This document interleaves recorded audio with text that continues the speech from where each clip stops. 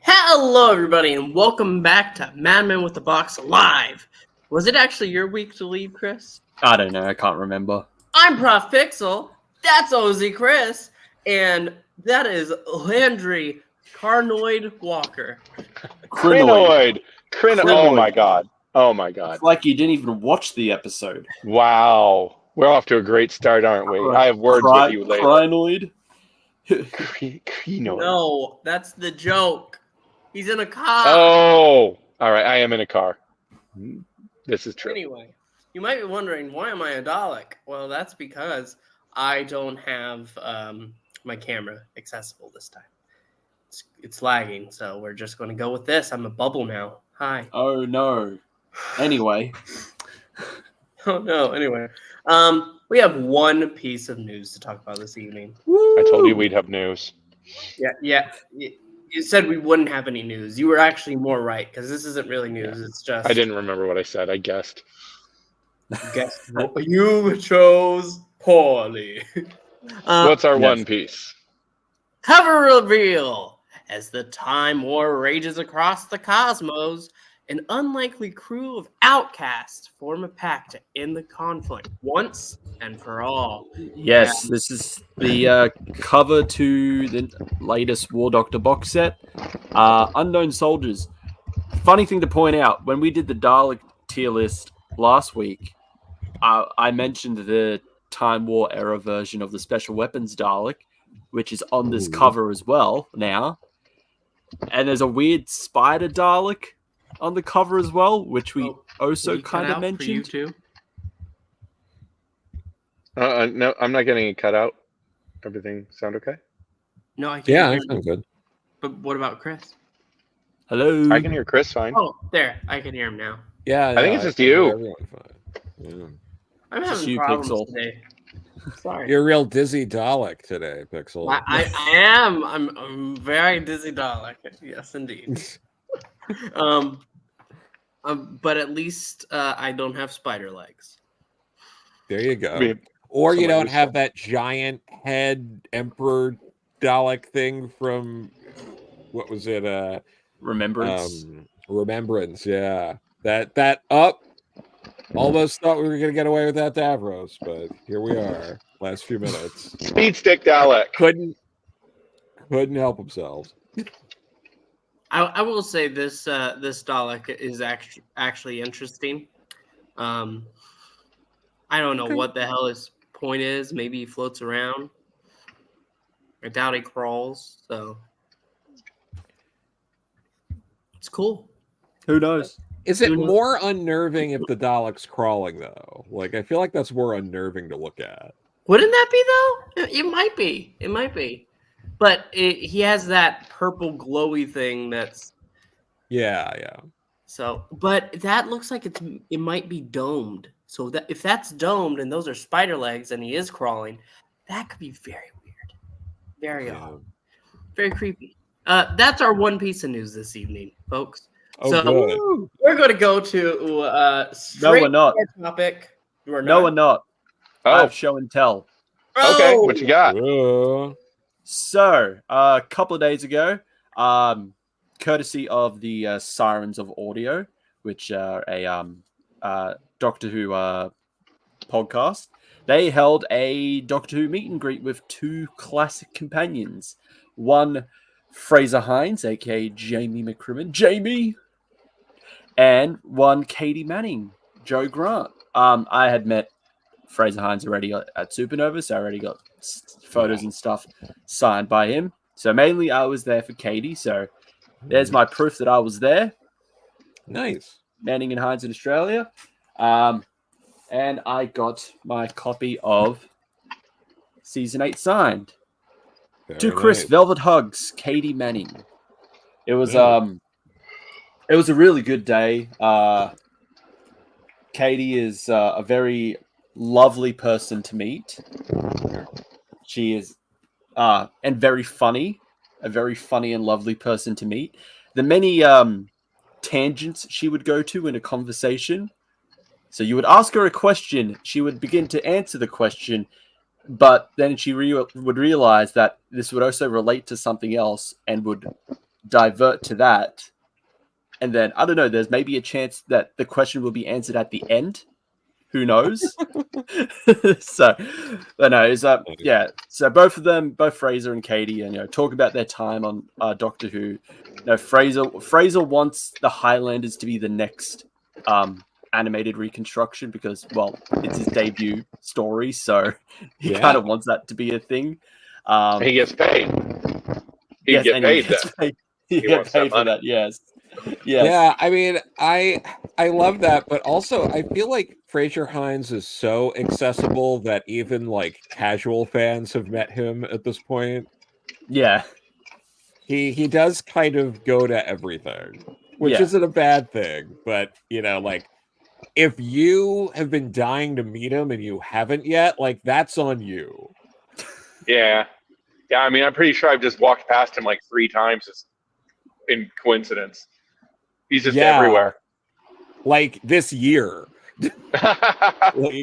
like he's at a lot of shows. Not near me, I promise. Well, Florida, Yeah, maybe he just hates you personally. He hates me personally. That's exactly what it is. I'm so glad that we established this. I'm glad too. Oh, okay. Did you have anything else to show? Oh no, that was mainly it. I mean, I can send you the picture I got with Katie. But that's very cool. If you want? Yeah. You want to? Yeah. Hang on. I'll send it to you, Mr. Pixel. I'm opening my Twitter now. All right, there we go. Send that to you. If it'll load. No, there we go. All right, I've sent it to you now. Okay, now I'm opening it. This is the exciting entertainment that you can come to expect on Madmen with the Box, folks. Watch files get transferred in real time. Watch people comment on stuff. Oh, there you go. There I am. Yeah, she's a very lovely person. She said, "Is like I'm warning you all now. I will hug every one of you because I love that you are all here to meet us." So. Very, very generous, loving person. It was a great time. Nice. No, that is awesome. I'm curious. At a meetup like this, are people like Katie and Fraser? Do they ever seem to be like? How are people this young still caring about Doctor Who? Like this idea of like I was in this show 60 years ago. And people who could be my grandkids want to meet me. Yeah, no, that it is weird. There was a few people there were a couple people that were younger than me. One who I think only has a very like knows classic Who, but hasn't watched a lot of it. Yeah. So it is to them. I think they both pointed out just like it's very surprising that a lot of the conventions, these meeting groups, whatever, we'll get people that are like really young that could be our grandchildren, and they know us from the show. It's not whether they found out themselves or because their family watched it. Like a guy was there with his kid.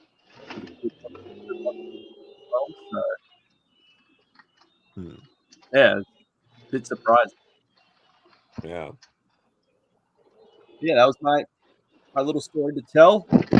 Meeting Sylvester hopefully in November for his final tour.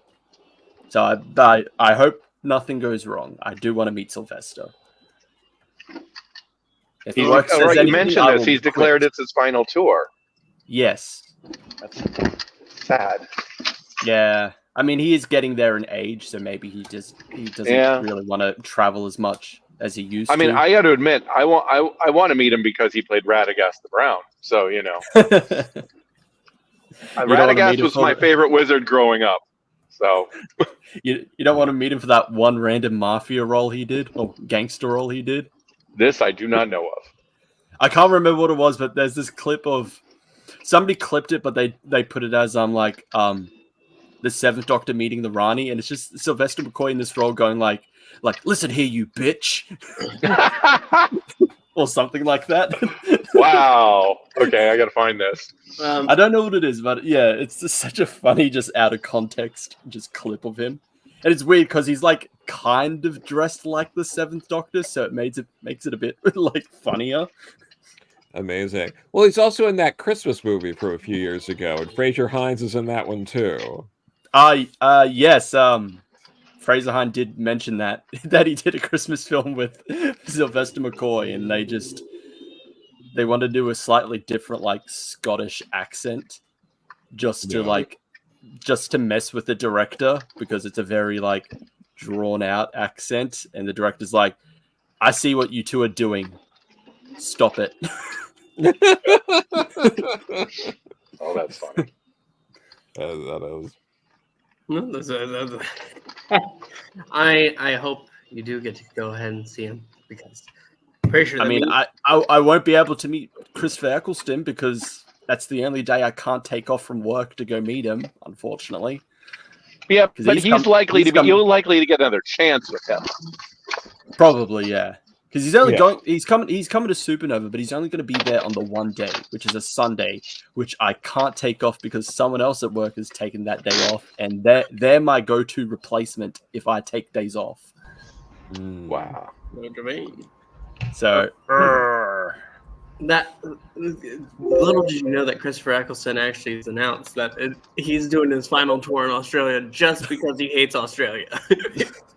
This last time, he can't go there anymore. Sack Australia.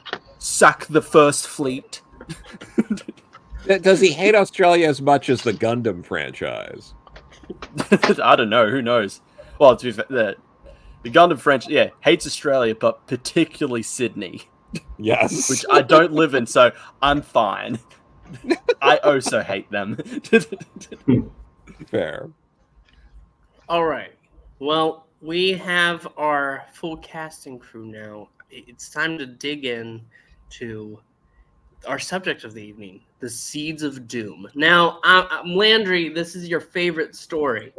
So, do you want to go first, or do you want to go last? Well, I do want to go first, but I'm literally just walking into my house. So, how about if I don't go first while and I'm going to mute you, and then I'm going to come back in like just a few minutes. So someone else go first. All right, I'll go first, but I'll start it off. So yes, we decided to review Landry's favorite story, The Seeds of Doom. It is part of season 13, and it's the final serial of that season. It is written by Robert Banks Stewart, directed by Douglas Campfield, and produced by Philip Hinchcliffe. The story sees the Crinoids, these plant-like aliens, arriving on Earth and infecting people. That's mainly the gist of it. Also, it is a few notable things about this episode. It is the last time, it says, marks the Doctor's final major involvement with UNIT until Battlefield, 13 seasons later, and is the first televised UNIT story in which neither the Brigadier nor Benton appears, with the Brigadier unable to help as he was in Geneva, which I think in Sarah Jane Adventures became a kind of a running gag. It's like the Brigadier's not here because he's in Geneva. He just really loves being in Geneva. But for me, okay, I'll give my thoughts first on the Seeds of Doom. This is my first time watching this episode. It's a story I have heard of. I've heard of the Crinoids. To say it properly, unlike how Pixel said it earlier, because he thought he was funny. You're gonna say something, Pixel? You unmuted just to say something, didn't you? You know what? I just made you stare at the paradigm Dalek. I got my revenge. Hey, I don't care. I will still complain about the role of the Eternal, but anyway, that's a different discussion altogether. Seeds of Doom. Now, I'm sorry, Landry. I think this is an okay story. I think I think it shares the same problems I have with a lot of classic Who, is that it's too long.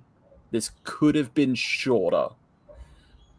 Other than that, I do like that, even though I wish there was I don't know, I kind of wish there was, but I'm fine with how the Crinoids are in this story. They're not really the villain, kind of.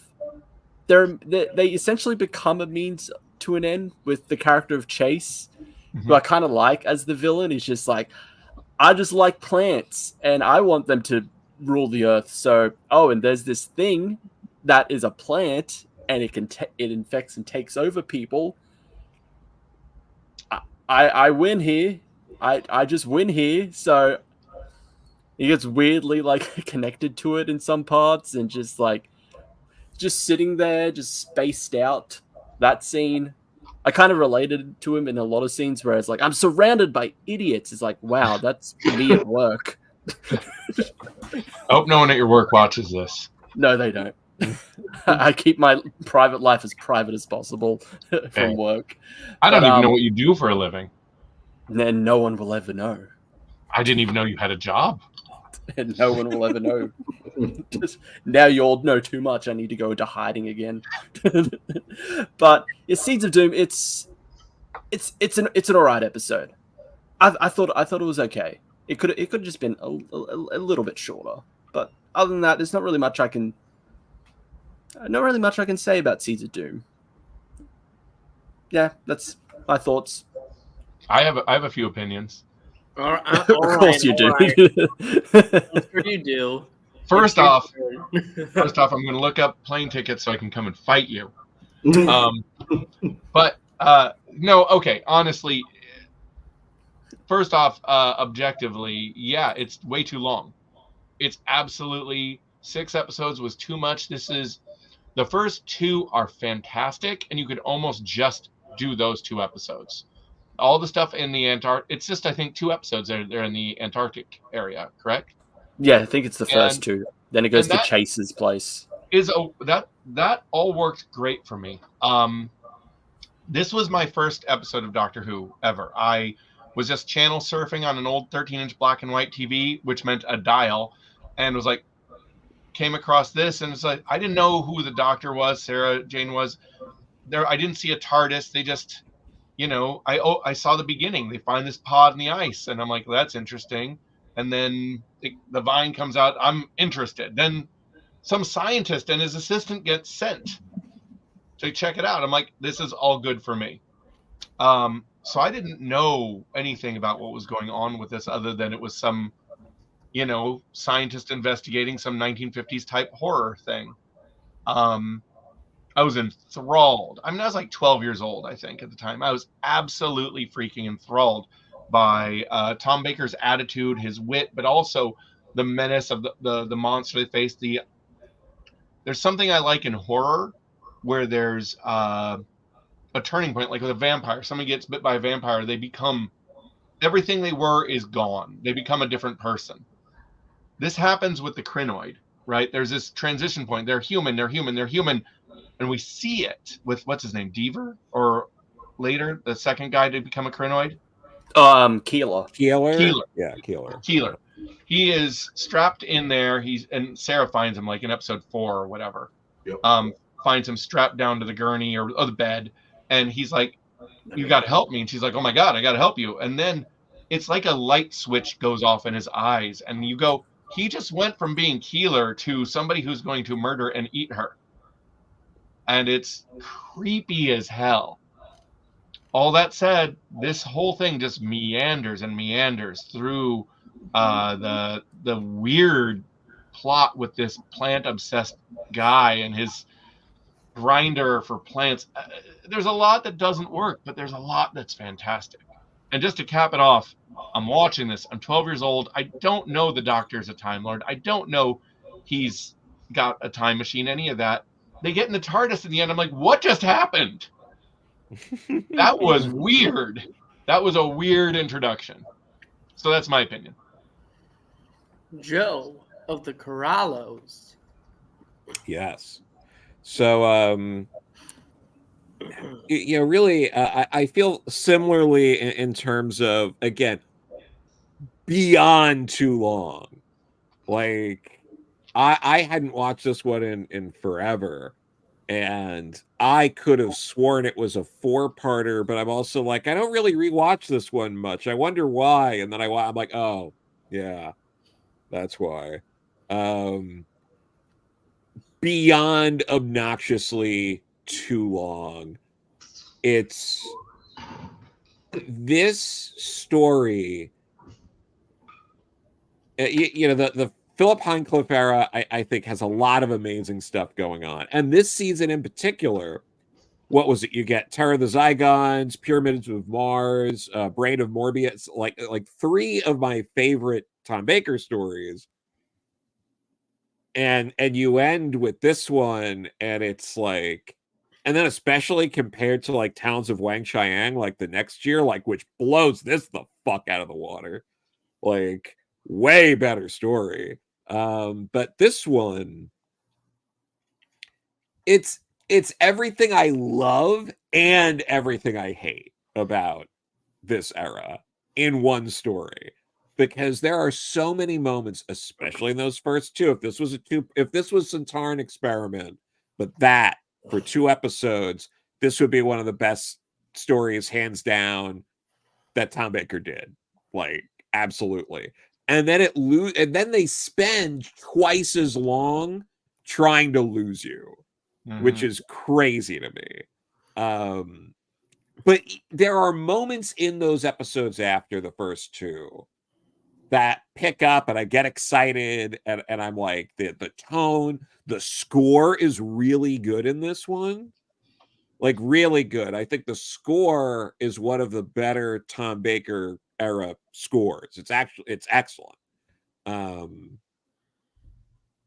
But it is filled with horrible monster costume that people have to go, like, that they can't get away from the easiest thing to get away from, which again goes into like the negatives of Doctor Who, like, it's like, oh no, I've tripped, and my ankle, and I should still be able to get away because this thing is like slowly lumbering over, and it's too much of that. The villain motivation sucks. Like, it's really bad. Like, it's always weird to me when it's just, you get this guy who's like, plants are better than people, and I want to create a race of plants. Like, what the fuck are you talking about? Like, it doesn't make any sense. Like, there are stories like this, like some of the Alien franchise, where you have that kind of villain that works. It doesn't work here at all.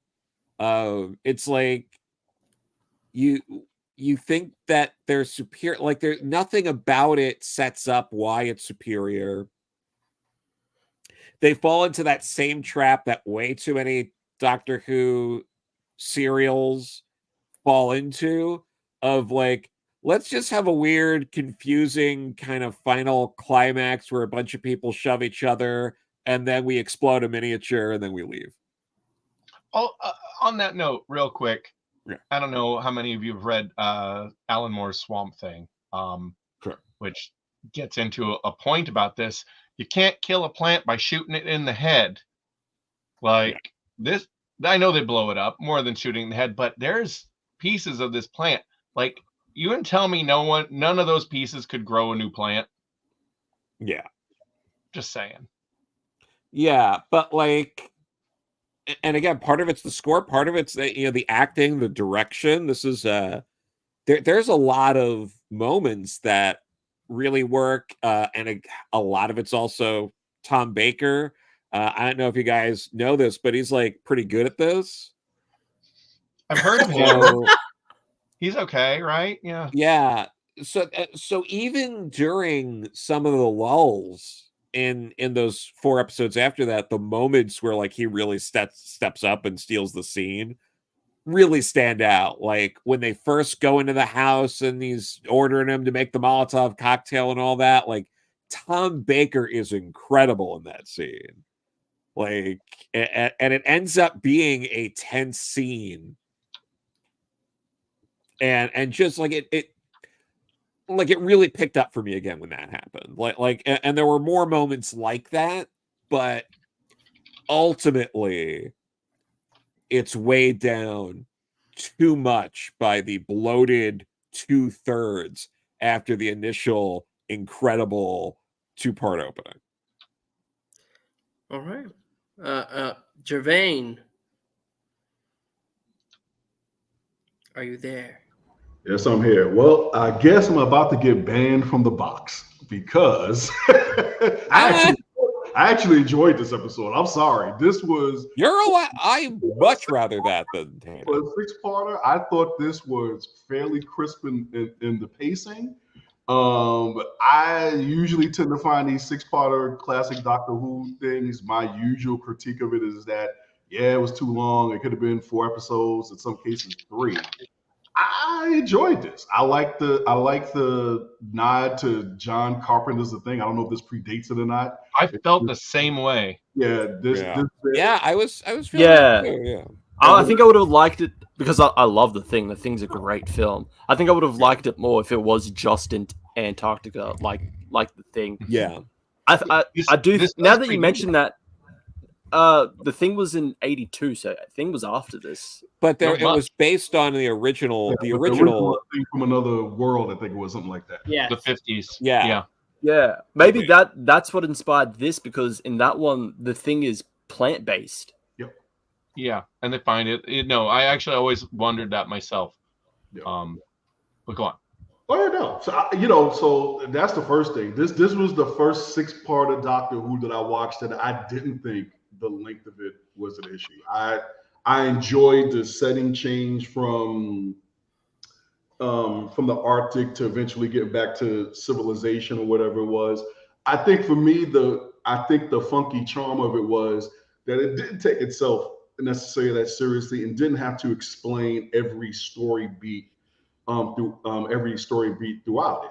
I mean, here I guess I'm about to lose my membership here. I did like Chase, the villain. Yeah, you're out. Him, Hargraves, Cut his mic. Yeah, Cut his mic. him, Hargraves, and Scorby made like these really great kind of like almost like if Ra's al Ghul was a Batman 66 villain, Chase would have been it. I just thought it worked. I thought it worked. And the fact that, because I've heard this idea and seen it in other places of like, yes, the plant kingdom is probably the most vicious of all of the kingdoms because it encroaches upon everything. And the only thing that I thought was wrong with the Chase thing was that where they missed the opportunity was that the reason why the Doctor gets the agency involved is they come up with this printout that shows there was all these other murders that happened before the whole alien thing went down. So I think the fact that they had opened up and shown Chase killing some people with plants before that would have tied that together a bit. But I like that. I like Scorby. I thought he was like this kind of like lame Deathstroke, the Terminator kind of villain. Like it's like, you can see he kind of has some skills, but he was just had didn't have enough honor. And so basically he had to go. But I would have liked to see these 2 guys come back and Hargraves because they were just that interest to me. This is the first time I think I've seen like comic book kind of villains. At least in my watching Doctor Who, and I just thought I would have liked to see. I would have liked Chase and Scorby to survive, even Hargraves to see more. Just like the scene with Keeler, it came up that I thought was interesting between him and Sarah Jane, because at first she went from basically being sympathetic to like, whoa, wait a minute now, because she was about to free him, but then he just, like you said, like, he had this crazy look in his eye, and then she was like, I'm good, and the fact that he's like, he calls her out for like, you know better than them, just gonna leave me here, you don't care about me. Even the Ducat lady, the one that Chase stiff with a painting, when she shows up later, I was going like, what is she doing at the house for, and this and that. And as cheesy as it was, I like the fact that the reason why she was there was because the agency decided, hey, we got to check this out, and sent her in basically to scout the situation. Now, it makes no sense necessarily how how the agency would know to bring her in there, because really she talked to the doctor and Sarah Jane. So it's like some of the leaps in logic of the story are just like, come on, really. But because of the natural, I would say, funkiness of the story, I felt like I felt comfortable doing a lot of suspension of disbelief in terms of how they got from one story beat to another story beat to another story beat.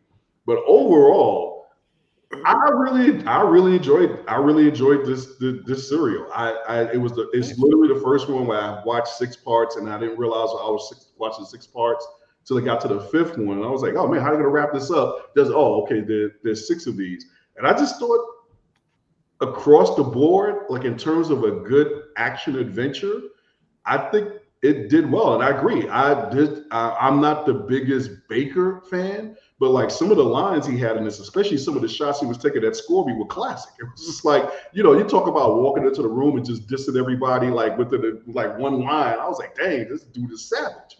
Oh, Sarah Jane was great. That bit where they sneak onto the mansion and they're like kind of running in, I thought that was funny. It just seemed like with this serial, I don't think they were taking themselves as seriously. They were having a lot of fun. I do agree that it is the moments. It's the moments that keep it interesting.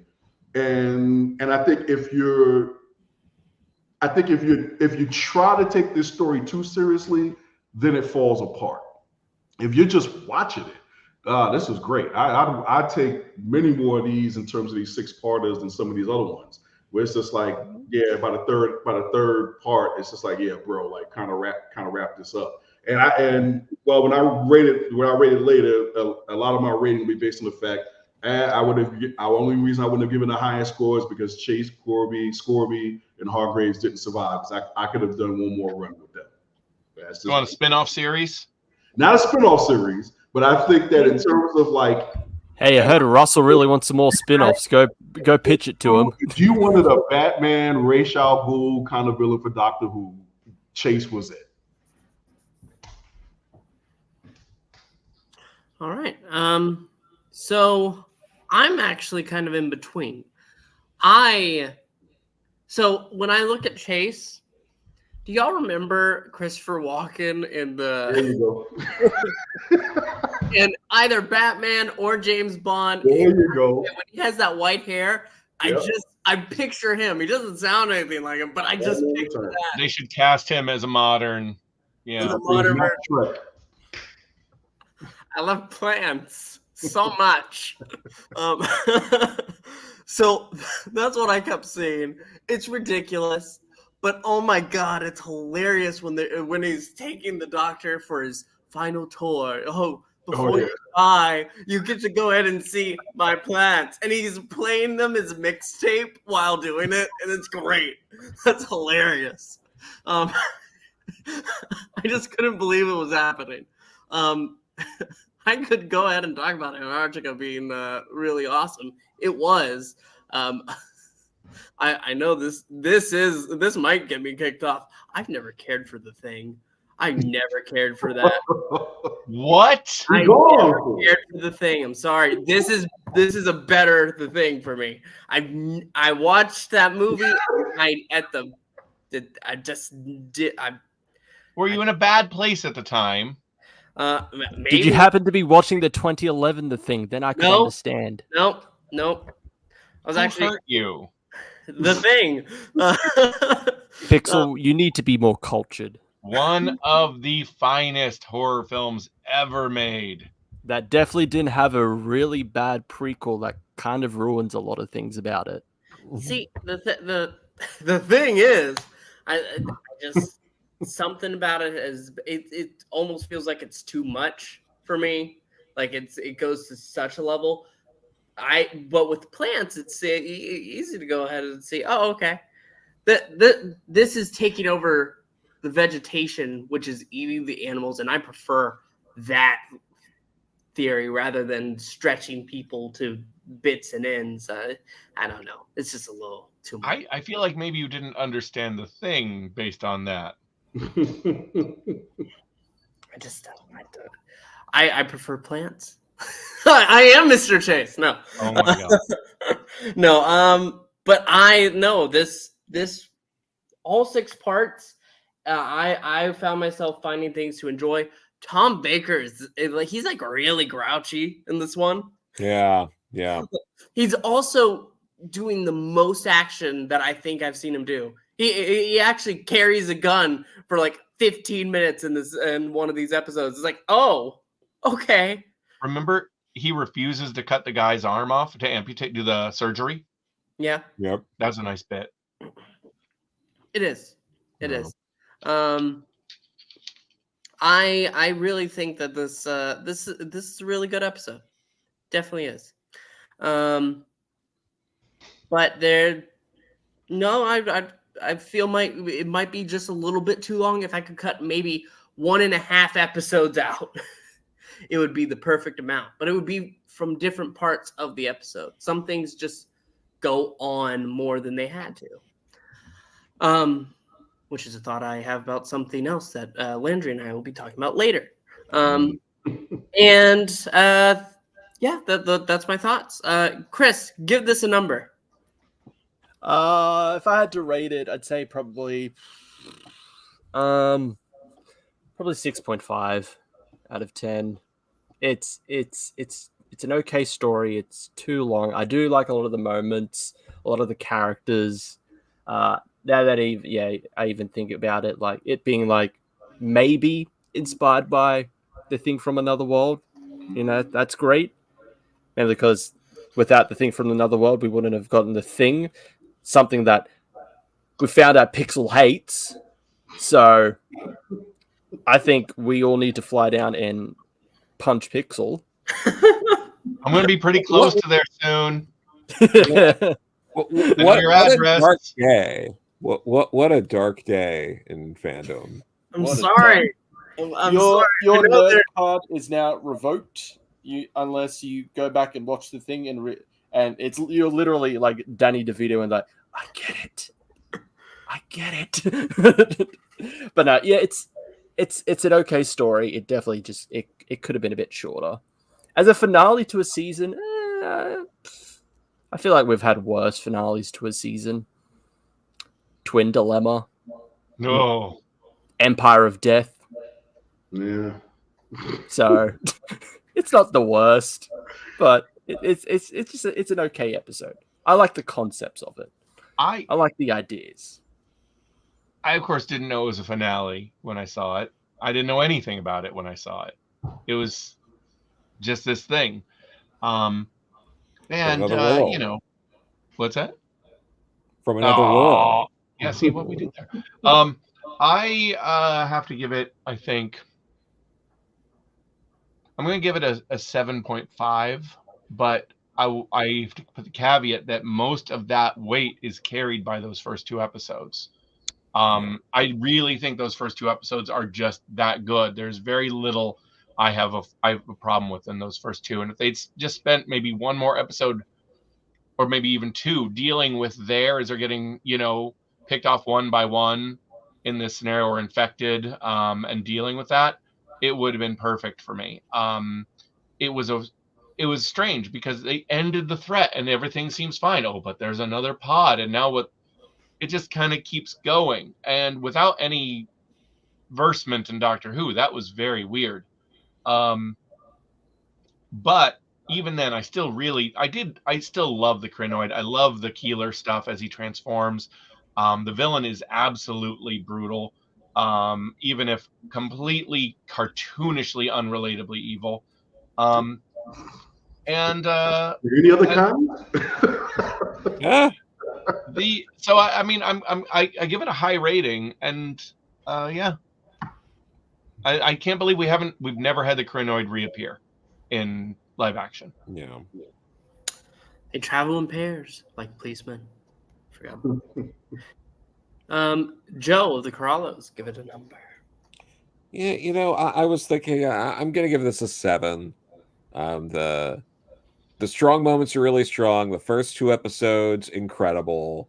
I wish I could give it more, but yeah, there's just some things that can be cut, and there's some stuff later on that I don't think really works for me. But Tom Baker's really good. The score is incredible, and other things really, keep the story afloat throughout. Okay. Gevain. Oh, it's an 8 for me. Easy. I think that just like everyone's, I think there's a lot of great concepts, a lot of great characters, a lot of great cast. The music was great. Unlike everybody else, I thought the pacing for kind of 6-part serial Doctor Who's was perfect. The change in settings, the reckless abandon in terms of just the creativity. They didn't feel the need to explain everything to a T, but at the same time it worked. I think it's something that even the guy from the agency who sold out in the beginning had a little bit of the redemption arc by just saying, you know what, I just made a mistake and you got to let me just rectify this. It's like, could it have been a much better thing if it were a little bit tighter? Yes.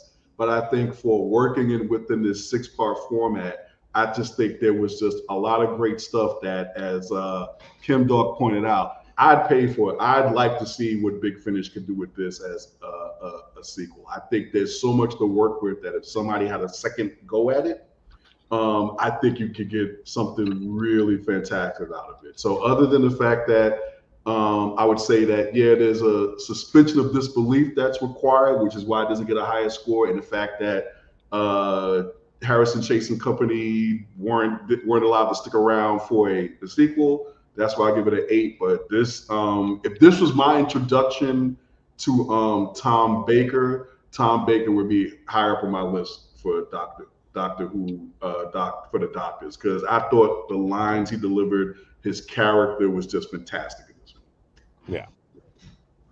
Yeah.